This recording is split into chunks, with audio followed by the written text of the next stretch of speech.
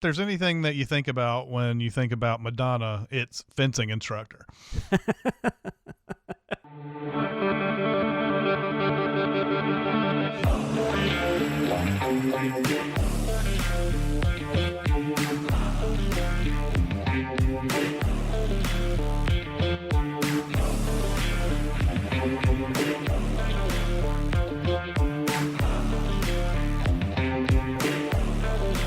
Welcome to Gold Diamonds of Death, a James Bond podcast. I'm your 00 host, Jonathan Watkins. I write on all things under the Cinemasins brand name. I am a co-host of the Behind the Scenes podcast as well. Joining me each and every week on this endeavor, he is the co-founder of Cinemasins, the co-host of the weekly podcast Recotopia. He is also a huge fan of mojitos. Yes. Especially the mojitos that are in Miami Vice, because Colin Farrell really makes those sound delicious in Miami Vice. And he's my good friend, Mr. Chris Atkinson. How are you doing, sir? I am doing all right. That is all right. I am so glad you're doing well. Today we're going to be talking about the 20th film in the official franchise, Die Another Day. Mm-hmm. I guess we will jump right into that with our first segment that we like to call Eon Flux. This is a journey. I'm gonna make a movie! We have to go back, Kate. Wow, how did you know all that stuff? I did my research. I don't understand any of this. What the fuck is going on? We are going to scour through the history of Eon Productions, give you all the highs and lows that went into the making of these films. This feels like one, after reading up on it, that everyone was pretty much like, this is what we're doing, and we did it. Yeah. And that's possible. I know that this one particular disc for Die Another Day had a 50-minute making of called Script to Screen or whatever.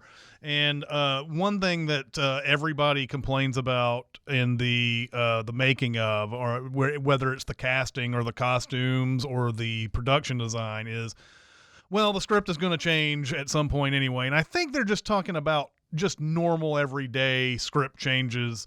They know that the things that they're talking, the thing that you're talking about, like they probably had an idea of, oh, this is the kind of scene we're going to do, but then they probably had to change it as the challenges came up and everything. So just in case there's like any kind of, it feels like there's a contradiction in terms, I think you're right. I think they probably came up with the ideas of everything, but they probably had to change it several times based on whatever demand there was that day. Yeah, for sure. This was just one I didn't read as much of. This was the original story, and then it turned into this. Mm-hmm. I didn't find anything like that this time. But I will say, though, there were things like you're talking about where everyone liked the idea of Bond being captured and tortured, which had never really happened, which is crazy when you think about it. I mean, I guess stuff like Moonraker, but that's still nothing like what we get at the beginning of this one. Yeah. They might not have had all their framework nailed down, but that was one idea they had, and Brosnan loved it. And the director, Lee Tamahori, I hope I'm saying that right, he wanted Bond to not be attached to MI6, and he was doing things behind their back and was kind of on his own. We'll talk about how much of that actually makes it into the final product. Yeah, I mean, and they did that too in License to Kill, and it doesn't take very long to always get him back into MI6, no matter what happens. They did. Was it the other one that they did that in briefly? Well, he was never kicked out of MI6, and the one was it? Which one is it where he goes to the spa and all that? Is that Thunderball? No, it's not Thunderball. He goes to the spa at the beginning because he's tired and everything, and they tell him to take a break. And of course it's Thunderball. He accidentally stumbles on all of that stuff going on at the random health clinic and everything. So they've done that a couple of times where he's like been off the job or whatever. So yeah. So like I said, this is the 20th film in the official Bond franchise. It also marked the 40th anniversary since Dr. No was released in the UK in 1962. And this was released in, of course, 2002. And another thing they really focused on was getting a lot of references and nods to the previous 19 films. Mm-hmm. And I think also, I think also it was the 50-year anniversary of the first Ian Fleming novel, right? Which Casino Royale, I guess.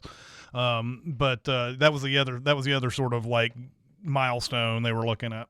Yeah, but supposedly there are things that call back to all previous 19 films, but even as someone who's been watching these over the last 10 months or whatever, I still didn't catch the majority of them. Yeah. I'll admit I'm never really good at that, though.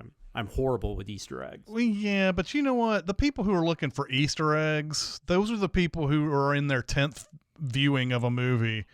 And they're just and they're not even paying attention to what's being said anymore. They're just looking in the background for things and whatever. So, I mean, I'm sure there are people out there who notice them right away, but I'm not one of them either. So, like Halle Berry walking out of the ocean, I got that. mm-hmm. But a lot of the stuff I found out later, I would have never caught. So the world premiere for this film was November 18th, 2002. It was held at the Royal Albert Hall in London. They actually transformed it into an ice palace for the event. I don't know how much money that must have cost. Yeah. Queen Elizabeth II and Prince Philip were in attendance. So it grossed $160.9 million in the U.S. and $431 million total worldwide. It was a hit. Budget of $142 million, and it was actually the highest-grossing Bond film to date. It gets beat with the next film, Casino Royale. Yeah. But at that time, it was number one. And that's why it was always crazy to me this ended the Brosnan run. But we'll get into more into the whys and whats of that, next week. Mm-hmm. It finished 12th at the U.S. box office, a huge box office year. This was Spider-Man, second Lord of the Rings. It was actually the first year that a Star Wars film was released and did not finish at number one. It was Attack of the Clones, of course, which actually finished third. Spider-Man and Lord of the Rings: The Two Towers were the number one and number two that year. But Die Another Day, as I said, finished 12th. It finished between Catch Me If You Can and Scooby-Doo. We're also still in that era where Oscar nominations do get a lot of box office typically. Chicago was in the top 10. Yep. It's also the year of My Big Fat Greek Wedding, which was like 5th or 6th that year. Yeah, 5th or 6th, but like never number one. Or sometimes it wasn't even it was one of those things where like it made so much money in the first 10 or 11 weeks, but just never, it was always like a couple of million. And then finally the word of mouth got it to more and more theaters, and then it started to become like an actual bona fide hit. But yeah, it was never number one the entire time, I don't believe. Yeah, and it was in theaters what I felt like the majority of the year because I didn't see it till like that fall, and I know it had been out for months at that point. That kind of thing rarely happens these days, if at all. No. One more thing I will mention as that kind of pertains to the movie's release is that the Korean government, they were not happy with the betrayal of their country in parts of this movie. 145 theaters there boycotted the film. There were two scenes in particular that really got under their skin. One involved an American officer. I believe this was the Michael Madsen character. He issues orders to the South Korean army in defense of their homeland. So that, I guess, because the American was making the orders, that kind of offended them. And there's a lovemaking scene near the statue of Buddha. Oh, okay. That did not go over well with the Korean government and some of the country. As far as the cast goes, we got Pierce Brosnan back for his fourth and final appearance. We've got Halle Berry. She plays Giacinta Jinx Johnson. She goes by Jinx for her friends. I don't know if we're technically her friends, but I'm going to call her Jinx from now on. Supposedly Salma Hayek and Saffron Burrows were both considered for this role. I don't know if they were ever actually offered it, but they were mentioned in a few different places. Barry suffered a bizarre injury. Debris from a smoke grenade got in her eye. They had to immediately try to get all this crap out of her eye, and they said it took them like 30 minutes just to clear it all out. Yeah, it seemed like there was a lot of stuff going on there, especially with Halle Berry. Like, not only that, but there's a thing in the IMDb trivia that said that Pierce Brosnan had to perform the Heimlich on her at one point because she was choking on something. And then, like, the scene where she's in the bikini and she jumps off of the building into the water, apparently that's a really cold day. And so she was having, they had to go over and put towels over around her and stuff between takes. Yeah, there's like pictures of her, Bond set pictures of her wrapped in like 5 or 6 towels. Yeah. Toby Stevens, who I felt like there had been a lot of stuff that I'd seen him in. Yeah, same. But I also got him confused with Toby Kebbell, even though they look nothing alike. But there is a horror action film, I guess you'd call it, from 2006 called Severance that Toby Stevens is in. It's really entertaining. These people go like on a corporate retreat and they stumble onto some people that don't want to be stumbled up on, I guess you could say. But really fun. You should definitely check it out. We actually got to interview the director of that movie, Christopher Smith, for another movie he did a few years ago. Yeah. Toby Stevens' character is named Gustav Graves, and he is modeled after Hugo Drax from Moonraker. I had seen something also when I was looking through his credits was that he plays James Bond in a lot of like radio adaptations of Bond stuff. So yeah, that's a pretty fun thing. And then Will Yun Lee plays Colonel Tan Sun Moon.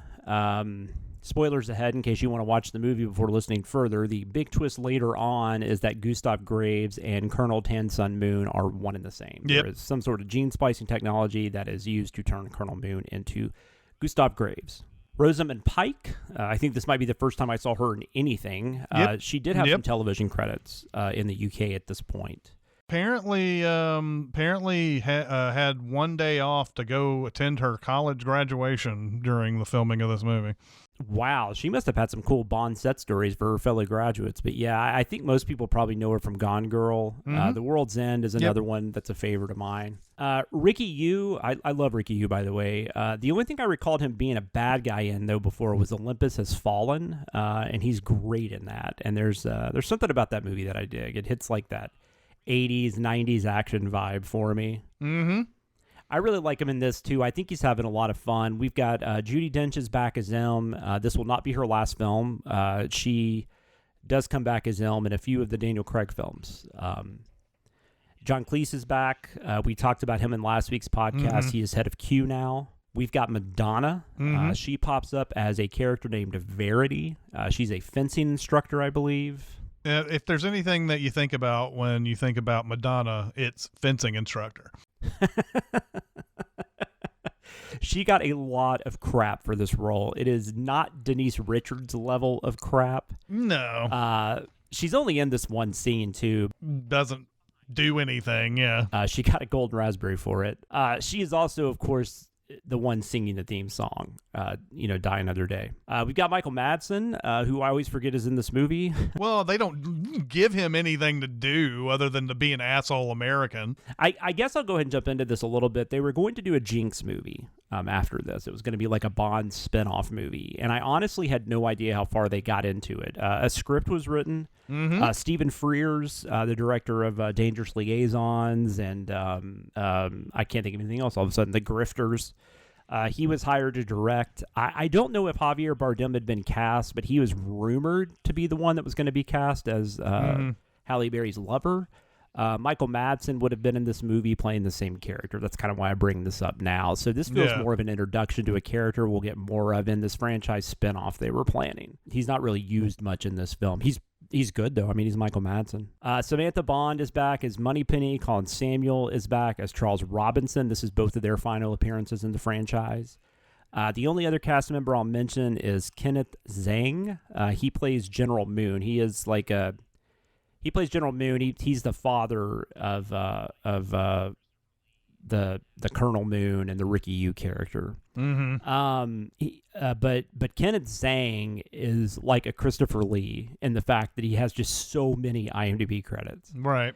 Most of them are not American films, and I hate that the one thing I remember him from in all this work that he's done is Rush Hour 2. Oh, yeah. that makes me feel terrible. I hope he enjoyed doing it, though. So we've got Barbara Broccoli, Michael G. Wilson back producing. Michael Lapted was asked to return, however, and not sure if he ever accepted, but his offer got taken away. They decided at one point they were going to try really hard to get either Tony Scott or John Woo. Okay. Both of which eventually declined. I think Tony Scott could have been interesting, but he probably wouldn't have been able to make it as a Tony Scott film, as he would want to. It's interesting, though, that The Bourne Identity came out this year, which some of the Craig films get compared to, but Die Another Day was getting compared by critics to movies around this time, like Fast and the Furious and Triple X. It was like extreme sports and car racing, and that's just kind of what this film has going for it. Which is funny because I thought the same thing, by the way. I was going to get to this when we got to the Lee Tamahori stuff, but what's funny to me is this fits everything that you think about when you think of early 2000 action film. Triple X is one of those movies. Fast and the Furious. Thought of Triple X, and it's funny because Tamahori does Triple X State of the Union later. So like I guess that's not unfounded. Mainly, it's a lot of that weird slow motion camera move stuff that happens throughout the movie. It just doesn't really fit a Bond movie at all. I know I think they're trying to modernize it a bit, but it just does. I don't think that type of thing works. But you can tell this movie came from 2002 just by looking at certain scenes. So yeah, like I said, it definitely had that extreme sports aesthetic to it. A lot of action movies at that time had that kind of attitude to them. There's even a surfing scene in here. It kind of comes out of nowhere. There was a rumor at the time. I almost don't even want to say this because I'm sure it's BS, but I read it in a few places. There's a rumor at the time that Quentin Tarantino was maybe approached or had a conversation. Wilson, for the record, has always denied that. So I'm assuming it did not happen. I highly doubt they would have approached Quentin Tarantino about this. Yeah. Like I said, I read it in enough places to where I felt like it was worth a mention. Well, that's one of the big things about the making of that's on this disc is that they talk about how many rumors that go on about Bond movies beforehand. Like the Salma Hayek thing, they showed a newspaper clipping of Salma Hayek is definitely the next Bond girl in this one clipping, and they had also a clipping that said first ever Bond movie to show bare female breast coming up in the next Bond, and then there was another one that said that the movie was going to be called On Thin Ice or something like that, and that was so prevalent that people started calling it on. They thought the next one was going to be called On Thin Ice. It was so prevalent. There was another rumor about John McTiernan. Best I could tell, though, the final four names that it actually came down to were Lee Tamahori. He obviously ended up getting the gig. Brett Ratner, who directed the aforementioned Rush Hour 2. Stephen Hopkins and Stuart Baird. Stephen Hopkins had done a Nightmare on Elm Street movie, part 5, I believe. Ghost in the Darkness, I think. Yeah. Ghost in the Darkness, Predator 2. Yeah. Stuart Baird was mostly known as an editor in the 80s and early 90s, but then he directed movies like Executive Decision. He also directed Star Trek Nemesis. But anyways, Lee Tamahori gets the job. He was probably most known at the time for directing The Edge. Yeah. That's what I knew him from, and I don't think it was a big hit, but man, that's a fun movie. It's a great movie. It's probably one of my favorite, I guess you'd call it a survival film.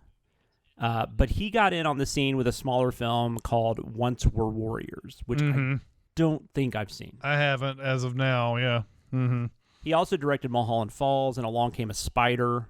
Well, and also Stephen Hopkins did Lost in Space. Let's not forget Lost in Space for Stephen Hopkins. Never forget Lost in Space. Neil Purvis and Robert Wade are back. Yep, and I think they have stayed that way, right, all the way through. Yep, they're involved in some level through the rest of these. Yeah, they start with Tomorrow Never Dies or The World Is Not Enough. I can't remember which one it is they started on. I believe it's The World Is Not Enough. Yeah, it's The World's Not Enough, and then since then they've become like the Michael G. Wilson or like a number of other writers that we've met that they basically like, oh, we like you guys, you can crank out the script that we like in a matter of hours. At this point, these almost feel like a writer's room for a TV show. Purvis has got some ideas, Wilson has some ideas, etc. It very much is that, by the way. They show that in this making of documentary. That it's them around a table with a bunch of like bran muffins and waters and shit, and they're just cooking up ideas for the movie. Yeah, that all makes sense too. This is a franchise that is a very consistent moneymaker, and it's probably mostly that because it is very consistent at what it does, and so yeah. And I don't know if we've talked about it since Barbara Broccoli has become one of the big producers on these movies. She's been working on Bond movies since she was 17 years old. She was on The Spy Who Loved Me, and since then, like she's got an incredible base of Bond knowledge at this point. This wasn't like, her dad just gave her the keys to this thing and said, run with it. She'd been working on these movies and so Michael G. Wilson, the same one. And you have those two minds working on it. People who have looked at a lot of like Ian Fleming stuff. And, that's one of the things that all those writers try to do is try to oh, he had an idea in this book that we've never used in a movie before. Let's put that in this, and things like that. It's kind of a fun situation, a fun thing to think about, that you have these people who have such a good knowledge of Bond stuff all coming up with a script for a thing. So Exactly. And what they always try to do first is hammer out what the basic story is going to be, which often stems from possibly something going on in the real world at the time. Find something that's relatable, and then they figure out who they might get as a director and then talk to them. She talks a lot in the book, Nobody Does It Better, that I've been using as one of my main sources, the process of how they came up with the story at this point. Because at this point, they don't have novels anymore to pull from. But yeah, this is her 11th film in the franchise. I think she has produced a couple other things, but obviously the majority of what she's done is the Bond franchise. It's her baby. She's the Mustafa Akkad of the Bond franchise. yeah, yes, she is. Yes. We talked about this a bit already, but the idea of Bond being captured came up early in the process. Pierce Brosnan really rolled with that. The film was primarily shot in the UK, Iceland, and Spain. Spain actually took the place of Cuba. The surf scene that we already mentioned, you had some professional surfers involved. You had Laird Hamilton. Yep. Dave Kalama and Derek Dorner. That was shot in the surf break, which is oddly enough known as Jaws. Jaws, yeah. It's in Maui. It's in Hawaii. And then Brosnan, there's a lot of blue screen. Yes. Oh my God, so bad. This is the first Bond film that really went all in on the CGI. There was a lot of references to the other Bond films, which we already mentioned. A couple I wrote down. Barry's swimsuit in the entrance was an homage to Ursula Andress from Dr. No. Q's warehouse has a bunch of stuff in it, including the jetpack from Thunderball, and there's a poison-tipped shoe from Russia with Love. A lot of little things like that. You can go on IMDb, and there actually is somebody, I believe it's in the trivia, I believe, that goes through like every single one of these things that was in there. The car chase on the ice was filmed in Iceland. There were 4 Aston Martins and 4 Jaguars. They were converted into 4-wheel drive vehicles. They were all used. They were all wrecked.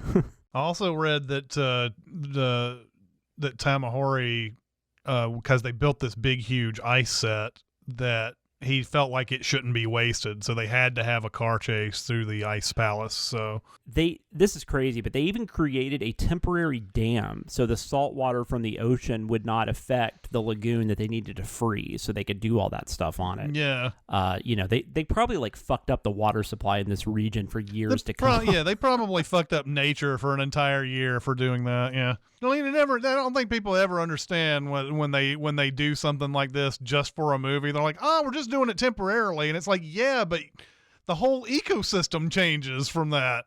It's maddening. The helicopter stuff at the end of the film was mostly shot on the ground. The sky background was post-production. They made that part look okay, though. The satellite attack at the end of the film was first written to take place in Manhattan, but 9/11... put a pin in that one. Yeah, now that is an odd thing that happens in the behind the scenes of this one. It's documenting month by month. And so there's a point where it says September 2001, and I'm like, oh, they're going to talk about 9/11 now in the production or the pre-production of this movie. And they don't ever mention it, not once. They may have mentioned it and they just cut it out or something. But you would think that 9/11 would affect this movie in a few ways, and I'm surprised that they didn't mention that. Maybe it was just too soon after it had happened. They didn't want to talk about it on the disc. But yeah, it's amazing how many things we had like blowing up Manhattan in the back in the day, or had stuff like staged at the World Trade Center in that era, Spider-Man in the trailer and all that, and they had to change so many of these things. The Sopranos opening intro and all that, but so they had to do a lot of things with that because it was too distressing to see it. There's a lot of product placement. Yes. More than 20 companies paid somewhere between 70 and 100 million, which was a record at the time. I mean, you think about the budget here is 145 million. They paid for at least half of their movie. There was an 11th generation Ford Thunderbird that Jinx was driving. They painted it to match her bikini. Of course. And then they actually created a limited edition Thunderbird to coincide with the movie's release. Revlon produced a color collection makeup that was based on the character of Jinx. There were also Bond Barbie dolls that tied into this movie. We had Raymond Benson come back. We talked about him last week. He had written the novelization for the past couple of movies, and he writes another one for this one. It does pull stuff from a couple of books, but for the most part, it's an original take based off the screenplay. We already mentioned this. There was a spinoff plan based on the character of Jinx. Like I said, Stephen Frears was hired to direct. Purvis and Wade wrote a script. Michael Madsen was returning. Javier Bardem was maybe going to be in it. This is 2 episodes in a row where Javier Bardem has been mentioned as being a possibility in one of these films, and I wonder if he had been in either The World Is Not Enough or the Jinx movie, if he would have still done Skyfall. So maybe things do work out for a reason. Yeah. And then the Jinx film was set to revolve around Jinx's entry to the NSA, so I guess it was going to be a prequel. But once MGM decided to reboot the franchise, that was immediately scrapped. Mm-hmm. All right, so music. David Arnold composed the film soundtrack. He wanted to introduce a lot of electronic elements into the score. The title song was co-written by, I don't know if I'm going to get this name right, but I'm going to go with Mirwas Amdazeh, and sung by Madonna. Mirwais was big at the time in the electronic dance scene. Okay. Makes a lot of sense. The song was nominated for a Golden Globe for Best Original Song. I tell you, that tells you everything you need to know about the Golden Globes, by the way. That's a case where somebody just wanted to meet Madonna and they just like threw that, isn't it? Like there's no way you can legitimately listen to this song and go, that's award worthy. I 100% agree with everything you just said. Reviews for Die Another Day were mixed, but more positive than I would have thought. A critic with Film Threat said it was the best of the Brosnan films. A.O. Scott called it the best Bond film since The Spy Who Loved Me. Wow. Woo. Yep, wild. But one thing that was pretty consistent, even in the negative reviews, was that Lee Tamahori's directing was quite good. Mm-hmm. Everybody seemed to agree on that. Negative reactions mostly revolved around all the use of CGI and the lack of really any plot. Yeah. Some compared it to Bond trying to become like the movies of that time, like XXX and so forth. Yep. Roger Moore did not like this movie.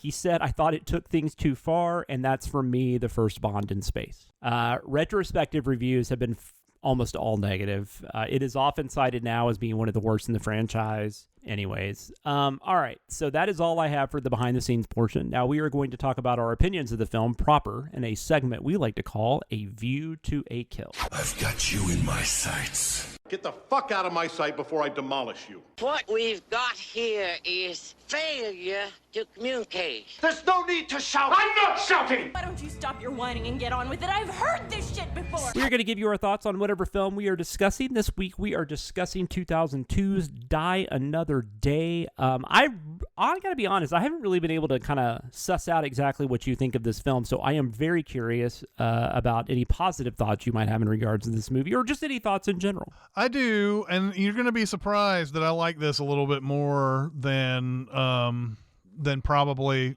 Do you like it better than The World Is Not Enough? Yeah, actually, I think I do like it better than The World Is Not Enough. But I like this more than probably, especially when I watched it the first time. I remember that opening torture sequence with Madonna's song. I think that just set the tone for the way I felt about the movie the rest of the way, because I just couldn't get out of that. So watching it now, a lot of the things in this movie are exactly like any other average Bond movie. If you just take away the fact of, that Madonna song is terrible and that opening is really weird when we're seeing him tortured all the way through the opening, which is completely different from what we've seen in any other Bond opening before. There are a lot of like classic elements to this Bond movie. Now, the lack of story is very prominent in this. Like, I don't even know if I ever, maybe it's mentioned, but I don't even know if I hear what the real plan is with this big, huge satellite sunbeam thing. He doesn't say he's going to take over the world or anything. And maybe he's trying to force North and South Korea to be just one again. I guess that's a possibility. But it's never stated that that's what he wants to do. And this is also another one of those where I try to figure out if, surprise evil Rosamund Pike is like is like a thing that makes any sense when the reveal happens. Like she spends a lot of it, the beginning of it, she spends a lot of the beginning of it going, I'm not going to sleep with Bond. I'm not going to sleep with Bond.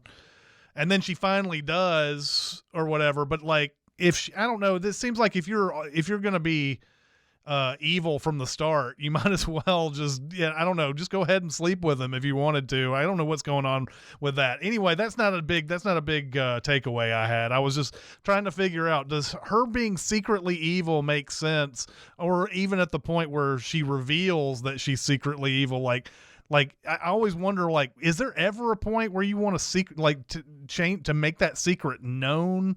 They could have easily like left him in the dark on that, I think. But anyway, I don't know if I get that secret thing becoming a reveal. But anyway, I don't understand his plot, and a lot of this is super derivative of other Bond movies. We've seen the satellite that shoots beams using diamonds. We've already seen that. It was in Moonraker, and it was in Diamonds Are Forever had a big thing with diamonds as well. Like these villains just can't stop stealing diamonds to make big, huge satellite, weapons of war or whatever. They make the diamonds in this Conflict Diamonds, which is very in the news at that moment, the Sierra Leone stuff, which is an interesting thing. I'm recording this now. This won't come out for a really long time after, but had seen Blood Diamond and this movie within 2 days of each other, and they were both talking about Sierra Leone's Conflict Diamonds, and that seems like that's supposed to be. I have a feeling that Diamonds Are Forever is the reference there because that was a thing in Diamonds Are Forever. Like, I don't know if they are conflict diamonds but they are definitely smuggling them out of the mines using dentists and stuff like that. So yeah, so a lot of this is derivative, but I love the fact that there's a character. I agree that it sucks that we don't get to see that guy playing. Was it Captain Moon or Kurt? Was it which one? It's the son. It's Colonel Tan Sun Moon. Yeah, we don't get to see him continue being the villain, but I do like the idea, and it's sort of like they plant the seed early on of somebody getting a Western education and falling in love with that Western lifestyle so much that he wants to become white, essentially. Like that. This is going to make it sound like I love the fact that this guy wants to become white. I'm just saying that a villain doing this makes a lot of sense. I don't want to get this out of context that I'm like, oh man, this is what all people should do, whatever. And his brother, or not his brother, is it his brother? Yeah, his brother's trying to do the same thing, but it gets interrupted. I love the fact that, that C4 blows up the diamonds and it shoots into his face, and he's got those diamonds embedded in his face. So I like the idea of having a villain who was so in love with the West that he wanted to be part of he wanted to change himself all the way to that point. And I think that's a true Bond villain thing to do. So that's the thing that, the really sad and, the subtext of that whole thing, which they don't ever make any mention to. I guess it's supposed to be subtle, but like, it seems like they could maybe make a subtle suggestion in there what he's actually doing, but it remains firmly in deep subtext for you to like this guy's turning himself white to get to isn't that's kind of fucked up. That's more about the world than anything. He comes out with these diamonds that are clearly conflict diamonds, but he puts his own little signature in them to make it look like they're not. And that is a talking about it now like this, I'm like, that's a really big thing that they put in this movie that I don't think gets enough attention, really. Yeah, and that's partly this movie's fault. Like you were saying, they don't really focus on it at all, and I kind of wonder if they even realize what they are doing. They may not have. They may have just like, oh, well, that makes sense. We're just going to make him different. I think that definitely was the idea. Something in earlier drafts that was probably more focused on, then stuff got rewritten or cut out, and this was what we were left with. Yeah. So There are a lot of things about this that I think are classic Bond, and it definitely, I think it definitely is solidly average. And I think that there are a lot of things that are bad about this Bond. There's no doubt about it. It's not good. It's not like good or anything. The special effects we talked about, like, it's so noticeable, especially during, I mean, there's just scenes where it just looked like, it's like, oh, that's at Pinewood. Oh, that's at Pinewood. And especially the surfing scene, because he's just it looked like those old 80s special effects where it was like, it's clearly they cut something, they kind of just painted it on or whatever. It's like, it doesn't look good at all. Yeah, none of it looks very good, and I think you're right. I mean, Brosnan's still good. I think the majority of the actors are totally fine. There are some moments, though, like that thing at the end with Samantha Bond.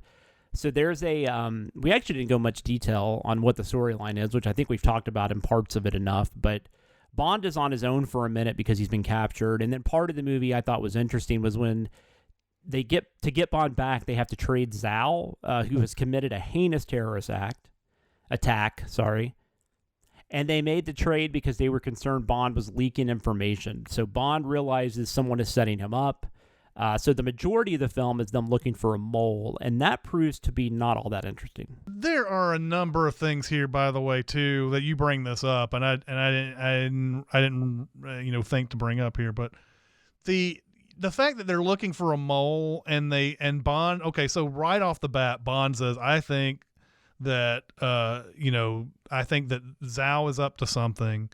And I think that Gustav Graves is also a part of it and all this. And he says that, and this is a well-trained agent who has never been wrong or whatever. Yeah, I get it. They're so suspicious of him. But then when she talks to Rosamund Pike later, she's like, you haven't found anything on this guy, but Bond thinks there has. And like, doesn't that maybe make you think to look into Rosamund Pike? And then like like later on, when Michael Madsen, they try to shoot the satellite out of the sky, and they miss. And there's this big argument between him and M about this wouldn't have happened if blah, blah, blah. And she goes, well, this wouldn't have happened if you put a mole on my team and all that. It's like, why didn't you tell me that she and Moon were fencing partners in Harvard? And I was like, you couldn't figure that out yourself? You didn't figure that out on your own? How is that possible? How is that possible? That just didn't make any sense to me. So it makes no sense whatsoever. So I didn't get that. Like when you're watching the movie and you're not thinking about it, it's like, oh, she got him. But then you you think about it and it's like, no, wait a minute. That doesn't make any sense at all. You're talking about the performances. I know that that we're going to try to make a Jinx movie and all that. I love Halle Berry, but I don't like her. I don't like her in this movie. I don't like her in this movie at all.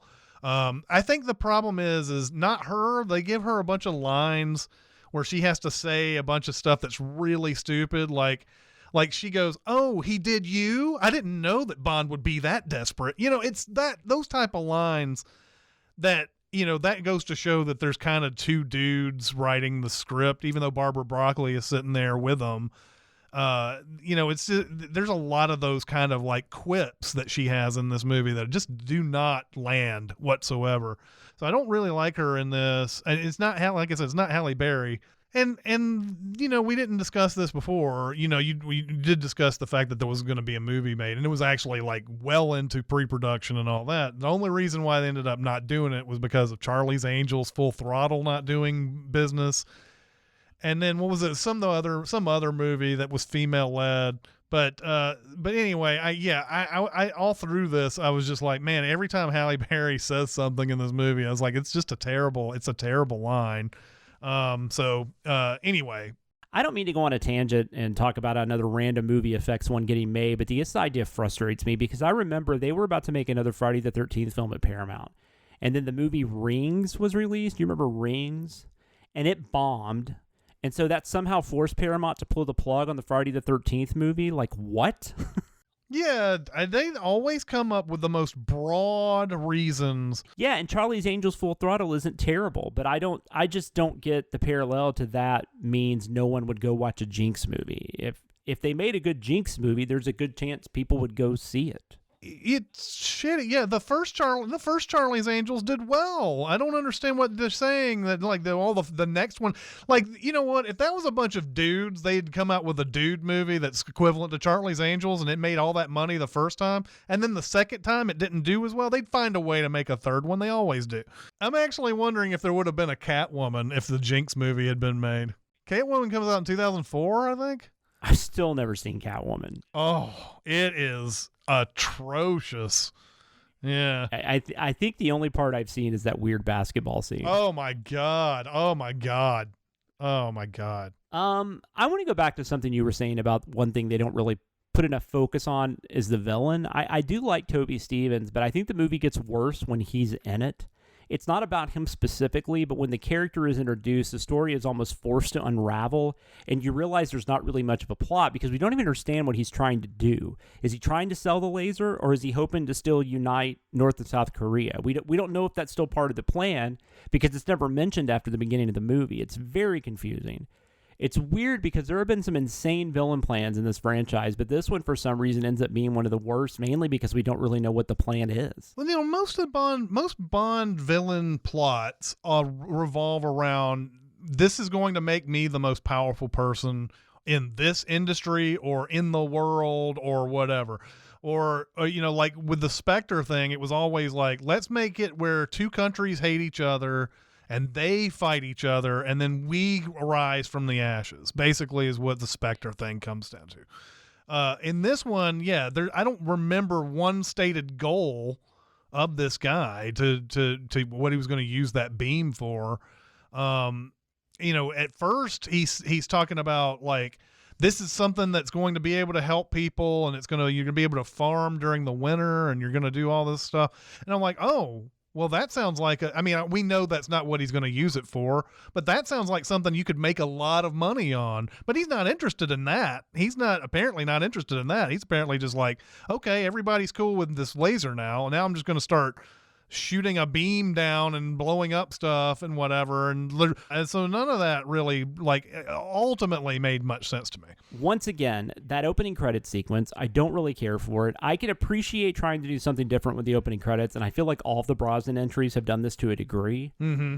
But I don't know. Here it's just weird. It doesn't really work for me. I do think the opening sequence with him getting found out, which I will say they found out who he was very easily, but whatever. That seems to be the case in every one of these. At least here he seems to be trying to keep a cover. I like all that. But then they order him to be killed, and he's in front of a firing squad that just doesn't fire the guns for like 30 seconds. Yeah, it's a whole bunch of hemming and hawing before they do it. I will say I thought that too. They find out his identity way too quickly, but like I think by the end of it we're supposed to believe, and I think they even say this, that the Rosamund Pike character is the one that told them about it. Now the question is, for me, would be in that scene, like if we were sending this movie, and we have sent this movie, but I don't think I was on the script. The thing that I would question is, why does she wait until this last second meetup to do that information if she's on their side the whole time? Like they're doing it like last minute to all the way to the point where, you know, he gets that message. They think this is a legitimate deal, and they're selling these like hovercraft that can go over mines or something. It's a pretty cool little vehicle that they're using at the beginning. But anyway, that was one thing that I was like, oh, okay. So, but then that doesn't make sense. Even the fact that she gave him the name at the time that she gave him the name doesn't make sense. No, it doesn't. You would think they would have already researched all that before they got him in there to finalize the deal. If they had known before and they were just getting him there to trap him, that would have been different.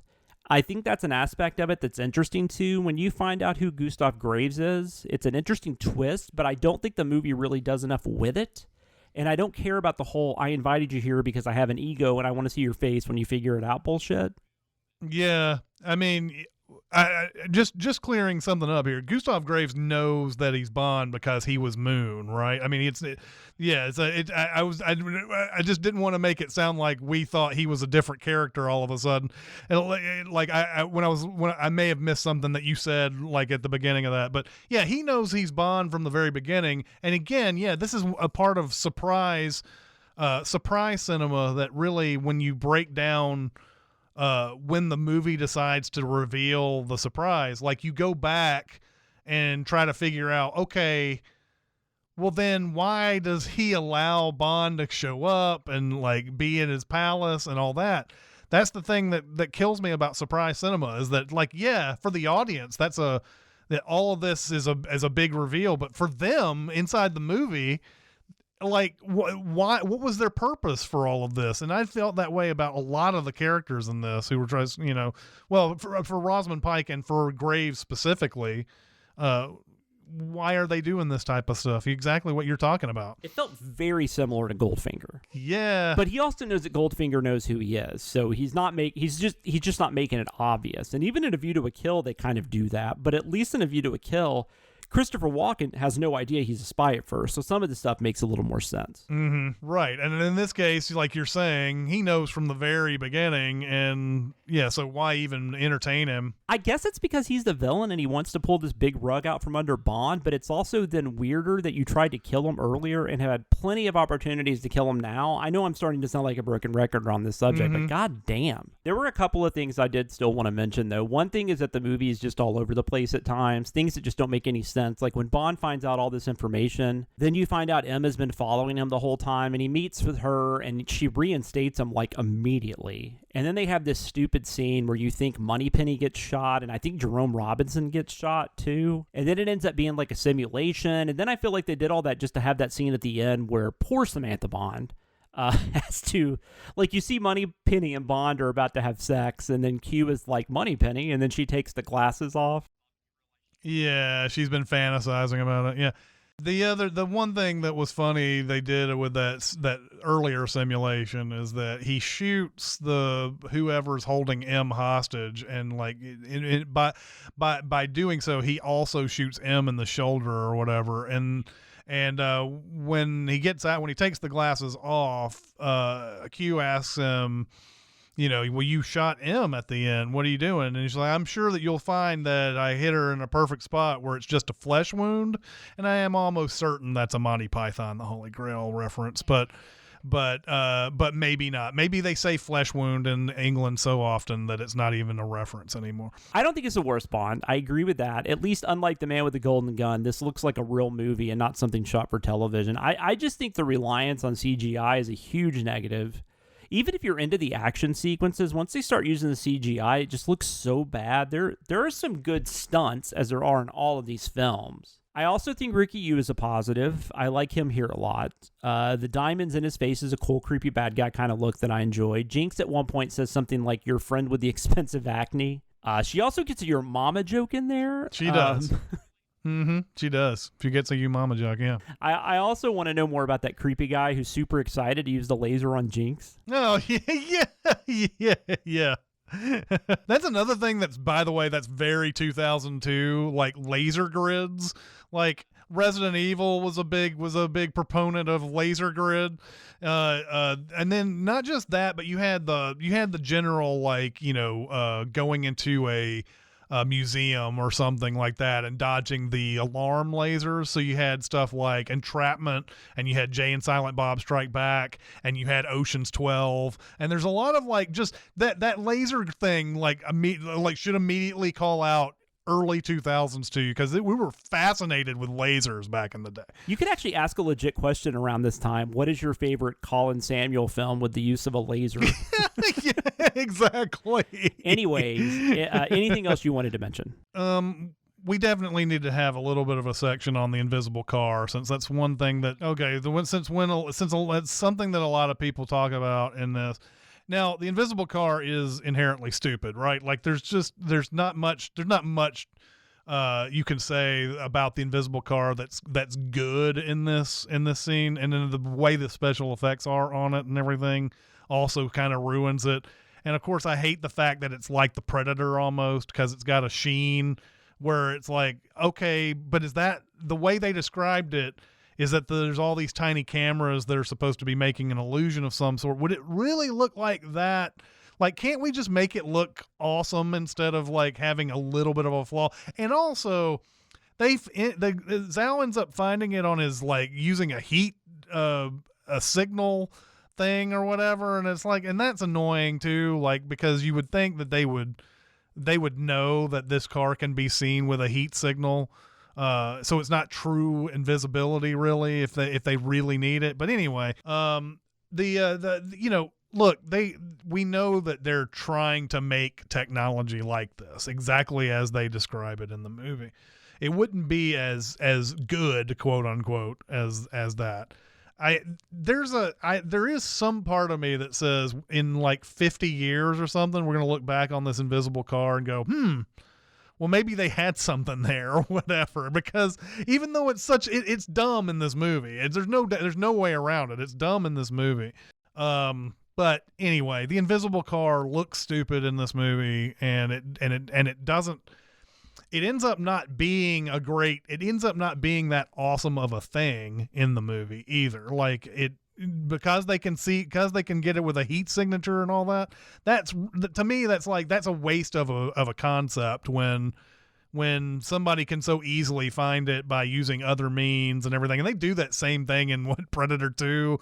Like the Predator does the same thing where they're all basically invisible to him, but then he starts like going through his like little like wrist thing, and he finally finds that one signature that gets them all up on the thing. God, there's so much involved. There's so much Predator 2 in this movie. Just imagine if Stephen Hopkins did do this movie. He does try to get into that area with the invisible car, and then in the car chase. But then in the car chase, he gets found out so quickly.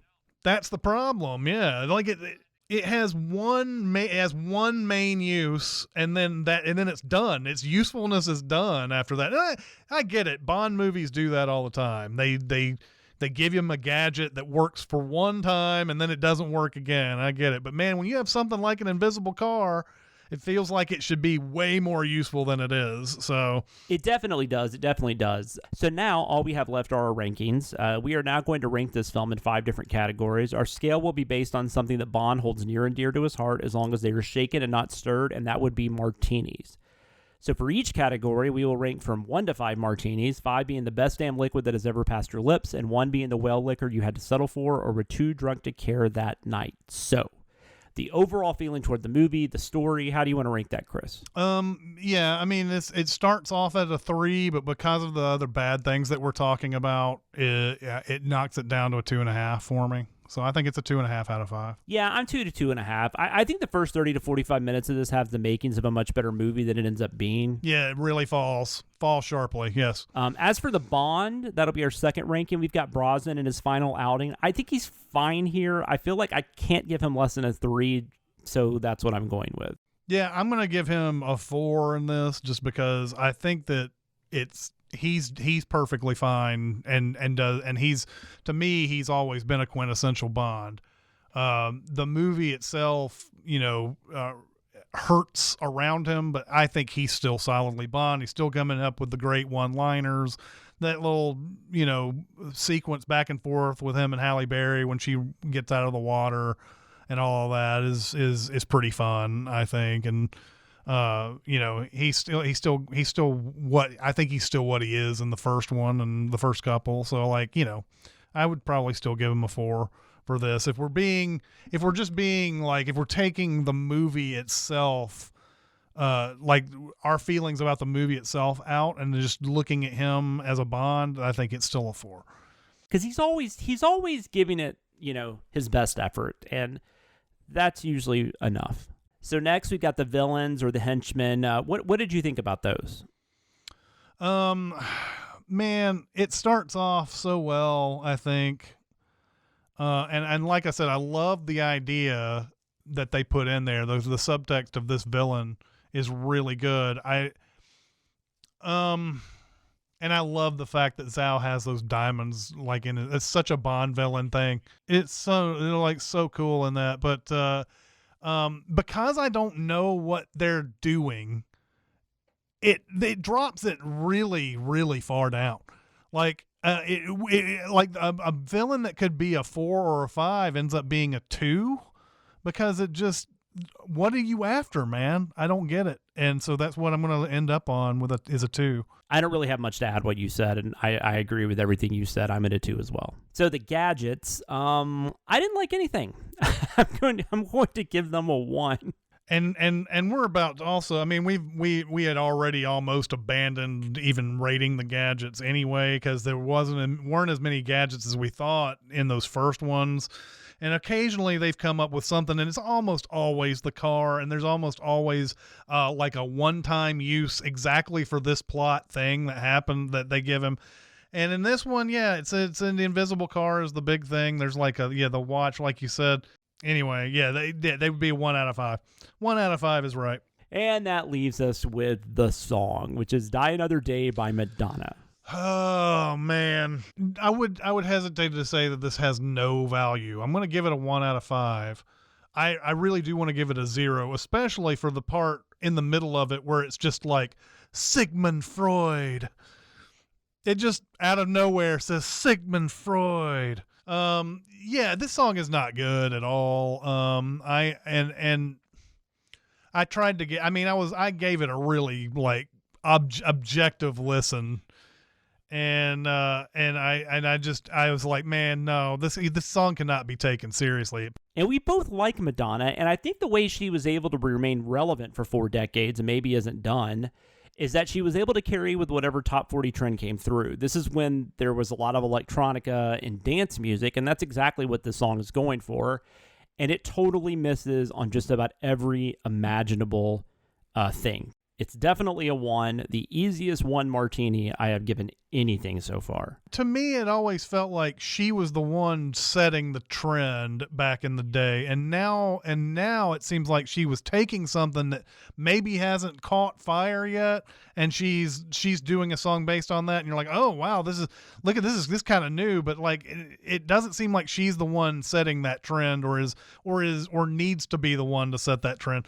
And so, yeah, I don't know. That song is, I really tried to give it, I gave it the college try on that one. And it's not a good song. Yeah, it's definitely not a good song. I don't care how many college tries you give it. So that's going to wrap it up this week. Thank you for joining us, and I hope you will join us next week when we talk about Casino Royale, the first film with Daniel Craig as a titular character, and the second adaptation of Casino Royale we will have talked about. Also, before we go, we have social media. You can reach us on Twitter. We are at GoldSpy007. You can also reach out to me directly on Twitter. I am at SamLoomis13. You can email us at golddiamonddeath007@gmail.com. And if you like this podcast and other things under the Cinemasins brand, we also have a Patreon you can join at patreon.com/Cinemasins. And if you have a second to leave us a 5-star review at your podcast listening app of choice, we would appreciate it. Thank you again, and until next week, keep the martinis dry and shaken, the Baccarat shoe moving, and the Aston Martin fully gassed. This is Chris Atkinson and Jonathan Watkins signing off, and we will see you next mission.